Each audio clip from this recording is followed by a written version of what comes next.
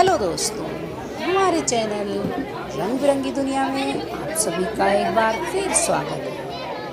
तो आप देख रहे हैं ना, ये कितने प्रकार के जल और बहुत सी पूजा सामग्री, अबीर, गुलाल, फूल्स, गोबर, गौमूत्र, बहुत कुछ। तो इन सारी चीज़ों से अभी लास्ट अभिषेक होना है मूर्तियों का। ये सेनाधिवास में मूर्तियां हैं। इस समय रात को सुलाई गई थी। सब नए बिस्तर, नए पिलो, न्यू चादर, इसमें और न्यू तखत, तो सब कुछ नया होता है भगवान के लिए। तो इसमें रात को इनको शयन कराया गया था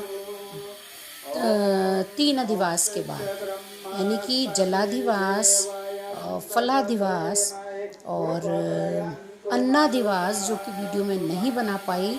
वो पूरे गेहूं से ढका गया था पूरी रात।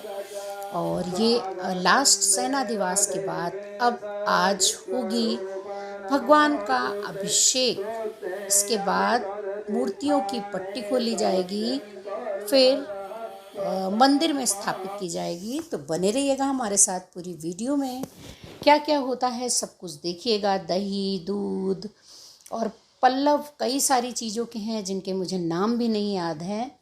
तो देखिए कैसे देख रहे हैं। ये कम से कम 100 के लगभग ये बाउल तैयार किए गए हैं, जिसमें अलग अलग चीज़ें हैं जिनसे भगवान को शुद्ध किया जाएगा, भगवान का अभिषेक होगा।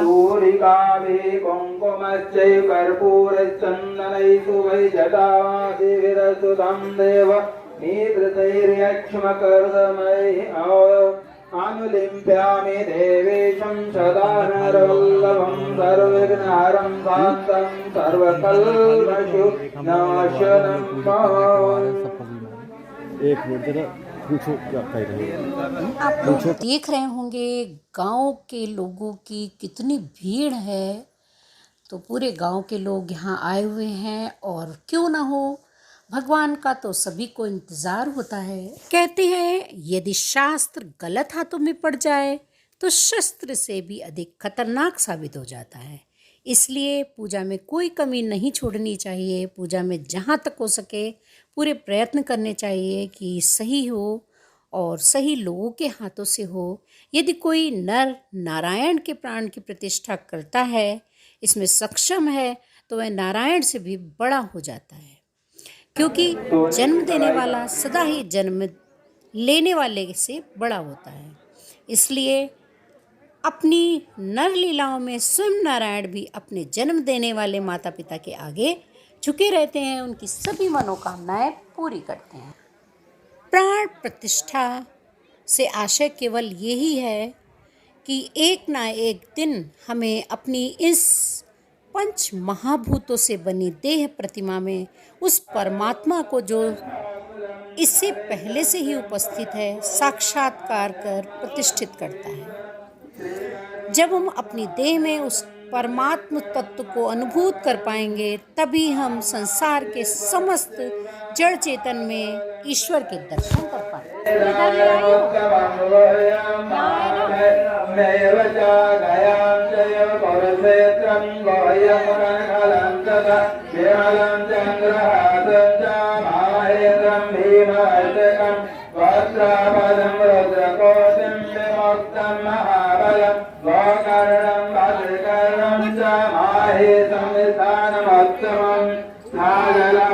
दुरंदं च मुखर्कोटदं मल्लेश्वरं कालञ्जरवनं चैव देवदारुवनं सुधा शम्भुकर्णं तथैवेः ईश्वरेश्वरमतः परं गङ्गाध्यासरिता सर्वा समुद्रासरांसि च एतानस्यास्य तीर्थानि गुह्यक्षेत्राणि सर्वथा तानि सर्वाणि गौणे अस्मिन् दिशान्तो ब्रह्मशासनात्।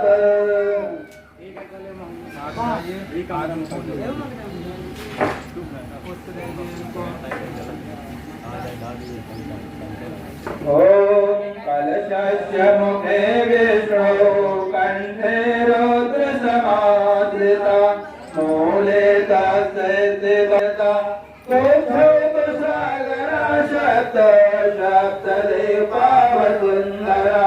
ऋग्वेदो अथर्वयजुर्वेदाश्चामवेदो रताणवा अङ्गैः सहिता सर्वैः कलशन्तु समाश्रिता देवदानौ संवादे मध्यमोदपन्नोऽसि तदा कुम्भा वेदतो विष्णुना स्वयं तत्तो ये सर्वतीर्थानि देवा सर्वे त्वयि स्थिता त्वयि ते शान्तिभूतानि त्वयि प्राणप्रदेशिता शिव स्वयं ते माशे विश्वस्तं च प्रजापते आदित्यावसवो रुद्र विश्वे देवा सप्तैत्रिका तैते सन्तु सर्वे अपि यतः कामफलप्रदा तत्प्रसादादिदं कर्म कर्तुमेहे जलोत्सवा सानिध्यं कर्तुमे देवा। कई लोगों का प्रश्न यह है कि हिंदू धार्मिक प्रथाओं में प्राण प्रतिष्ठानुष्ठान से पहले मूर्तियों के चेहरे क्यों ढके रहते हैं। तो आपको दिख रहा होगा यहाँ भी रेड कलर की पट्टी पहनी हुई है।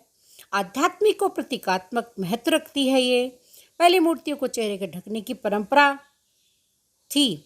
यह प्रथा विशिष्ट धार्मिक मान्यताओं में निहित है जो मूर्ति की पवित्रता को तब तक बनाए रखने में योगदान देती है जब तक उसमें अनुष्ठानिक रूप से दिव्य ऊर्जा का संचार न हो जाए। तो ये सारी पूजाएं करने के बाद ही मूर्तियों में प्राण प्रतिष्ठा से पहले पवित्रता का संरक्षण करने के लिए मूर्तियों में पट्टियां बंधी होती हैं, क्योंकि प्राण प्रतिष्ठा से पहले मूर्ति को केवल एक भौमिक प्रतिनिधित्व माना जाता है, यानी कि ये कहीं भी किसी भी जगह पर पाषाण को मूर्ति का रूप दिया जाता है और अभी तक देवता का अवतार इसको माना जाता है। चेहरे को ढकना मूर्ति की पवित्रता और पवित्रता को बनाए रखने के एक तरीके से रूप में देखा जाता है। जब तक कि ये परिवर्तनकारी अनुष्ठान ना हो जाए तब तक मूर्ति में प्राण नहीं आते हैं। प्रतीकात्मक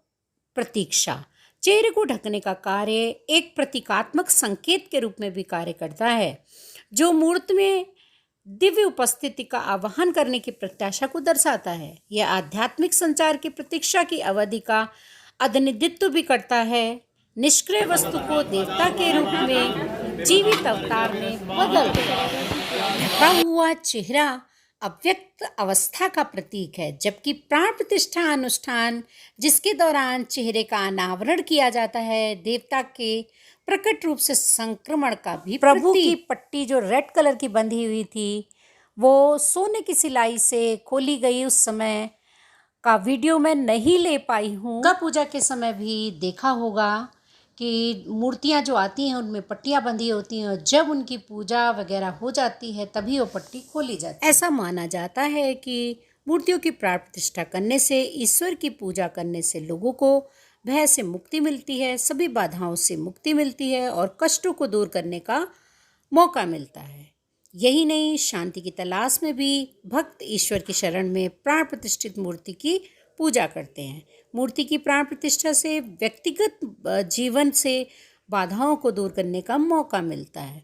प्राण प्रतिष्ठित मूर्ति की पूजा करने वालों को रोग दोष से भी मुक्ति मिलती है। जैसा कि आपने देखा होगा लगभग 101 चीज़ों से भगवान का अभिषेक हुआ है।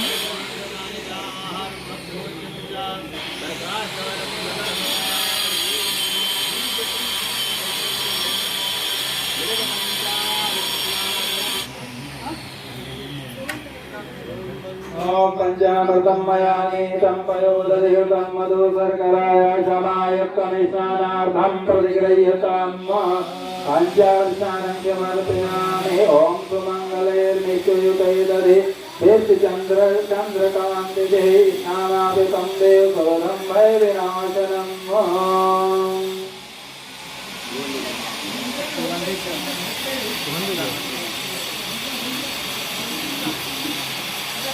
ओम अलपुषुरसोदभूतं सर्वतेजो विवर्धनं सर्वपुषिकरं देव ओम औषधीस्नानं प्रतिगृह्यताम्।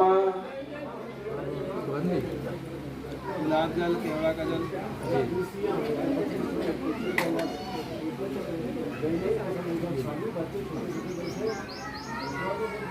यहाँ से माइक है ओम दिव्यगंधसमायुक्तं महापरिमलाद्भुतं गान्धर्वमेकं भक्त्या गृहाण परमेश्वरः सुगन्धिद्रव्याणि सुगन्धिजलं समर्पयामि।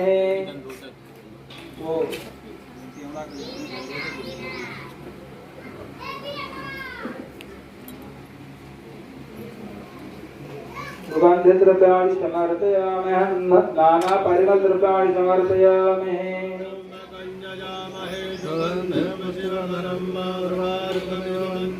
प्रत्यर्मुक्षीयमामृतात्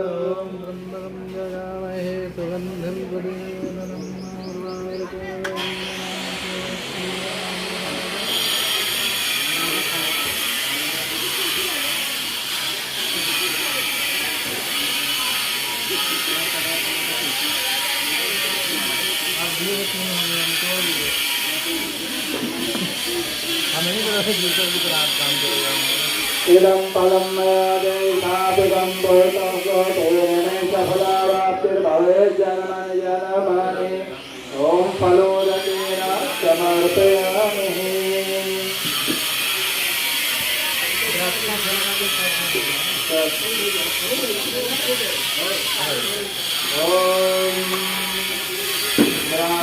फलं मृगाणि समर्पितानाथं प्रतिगृह्यताम्।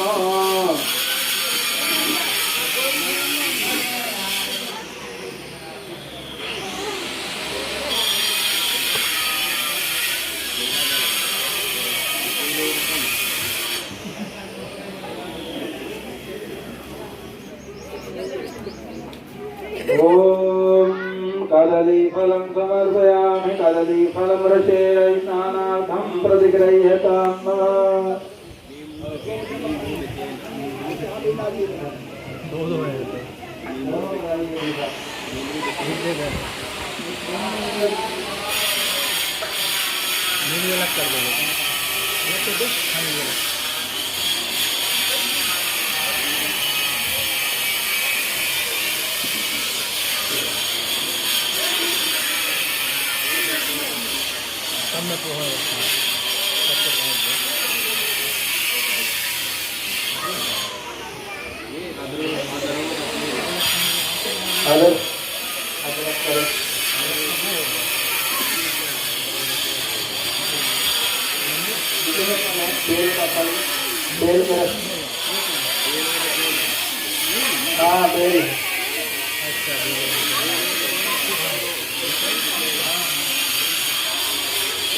त्रिगुणाकारं त्रिनेत्रं च त्रिभागं त्रिजन्मपापसंहारं बिल्वफलानि स्नानार्थं प्रतिगृह्यताम्।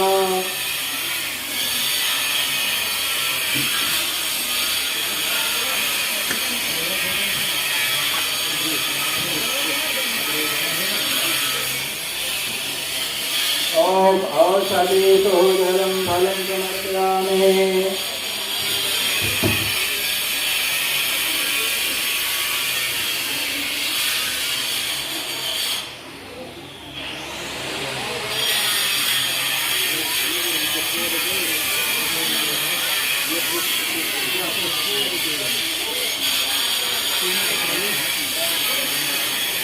माल्यादेन सुगन्धेन माल्यत्यादेन वै प्रभो मया हतानि पुष्पाणि पुष्पोदकेन स्नानार्थं प्रतिगृह्यताम्।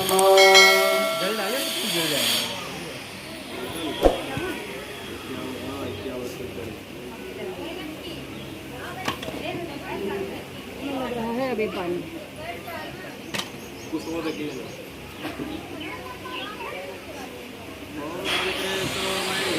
सवितर्वः तरसवः चोपन्नामचिच्छिद्रेण पवित्रेण सूरशिरसुरीतस्ते पवित्रपदे पवित्रोतसुतामः पुनेतस्ते अम्मा कुशोदकेन समर्पयामि। लगभग पूजा संपूर्ण हो गई है। अब शुद्ध जल से साफ करने के बाद, गंगा जल से स्नान कराने के बाद मंदिर में स्थापना होगी। तो अब मिलते हैं अगली वीडियो में भगवान के मंदिर में।